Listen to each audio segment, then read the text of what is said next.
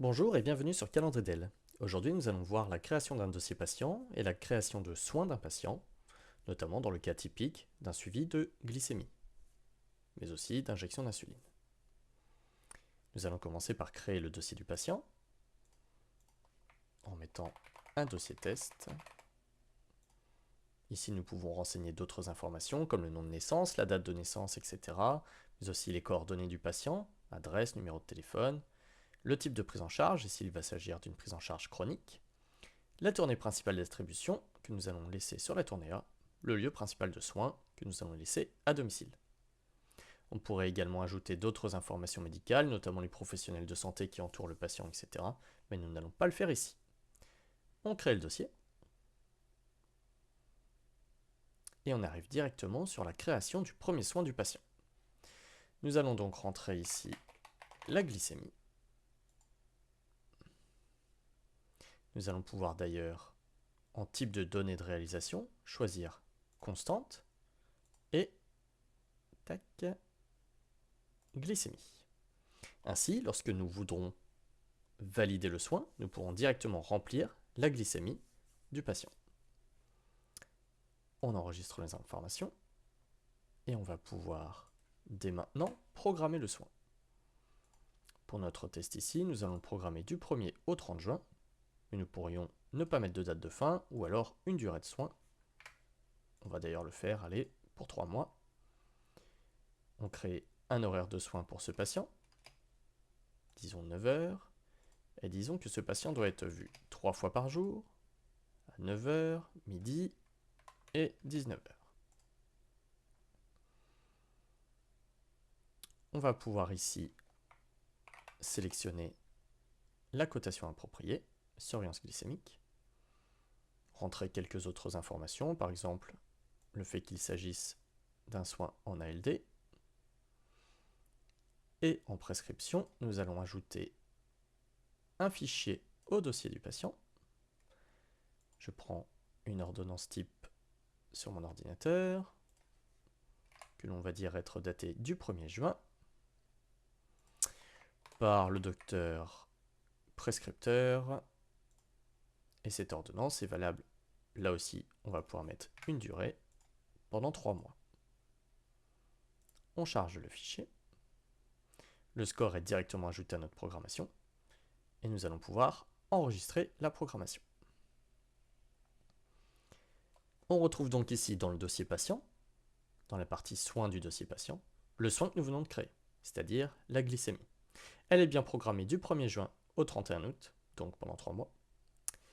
Tous les jours, dimanche et jours fériés compris, matin, midi et soir, donc 9h, 12h, 19h. En exo 4, en TPAMO, avec la cotation appropriée à EMI1. On va pouvoir ajouter un autre soin, par exemple insulinante, que l'on va garder en type de données de réalisation en case à cocher, c'est-à-dire qu'au moment où nous validerons le soin, nous n'aurons qu'à cocher la case comme quoi le soin a été réalisé. Ici, il n'y aura pas de valeur particulière à saisir. On enregistre. L'insulinante va donc être réalisée du 1er juin au 31 août, c'est-à-dire pendant 3 mois, le matin. On ne sélectionne donc que cet horaire, qui a déjà été créé, donc que l'on retrouve directement dans la liste, mais on pourrait ajouter un nouvel horaire si on le souhaitait. On va sélectionner l'injection d'insuline. Pareil ici, en exo 4. En fichier score, on va reprendre le fichier qu'on a chargé juste avant, que l'on retrouve donc ici, pas besoin de le charger de nouveau. On peut fermer cette fenêtre et enregistrer la programmation. On retrouve là encore notre soin glycémique créé juste avant et le soin d'insulinante créé juste ici. On ajoute enfin un dernier soin, l'insuline rapide. Cette fois, en type de données de réalisation, nous allons sélectionner par exemple la valeur numérique. Et nous allons faire en sorte que lorsque l'on indique 0, c'est-à-dire lorsque l'on a injecté 0 unité d'insuline, l'acte soit considéré plutôt comme non réalisé, plutôt que réalisé avec la valeur 0. On enregistre.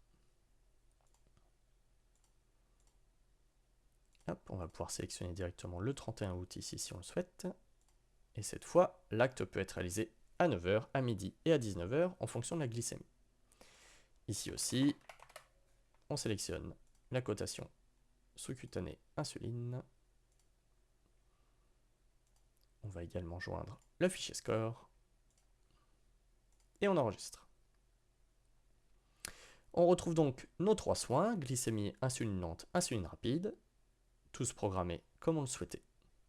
Dans le dossier patient, on va pouvoir se rendre notamment dans le suivi des soins, où on va retrouver notre diagramme de soins à cocher, avec ici la colonne de la glycémie, la colonne de l'insuline lente, la colonne de l'insuline rapide. Mais on va pouvoir également, via le menu du dossier patient, se rendre dans Actes et rendez-vous, afficher tous les rendez-vous du patient. Donc par exemple, pour le dimanche 1er juin, on retrouve la glycémie, l'insuline lente et l'insuline rapide à 9 h, à midi, la glycémie et l'insuline rapide, à 19 h, la glycémie et l'insuline rapide, etc. Dans le dossier du patient, on va pouvoir par exemple, pour hier, indiquer que le matin, la glycémie était à 1,3, que l'insuline lente a été réalisée, on a juste donc à cocher la case, et qu'au niveau insuline rapide, nous en avons fait 0. Hop, l'acte passe donc automatiquement en non réalisé comme on l'a décidé. Le midi par contre, la glycémie était à 1,9. On a donc réalisé selon le protocole 5 unités d'insuline rapide. L'acte passe en réalisé en retenant la cotation, en retenant la valeur 5. Donc 5 unités de réalisé. Le soir, il y avait une glycémie à 2,1. Selon le protocole toujours, nous avons réalisé de nouveau 5 unités d'insuline rapide.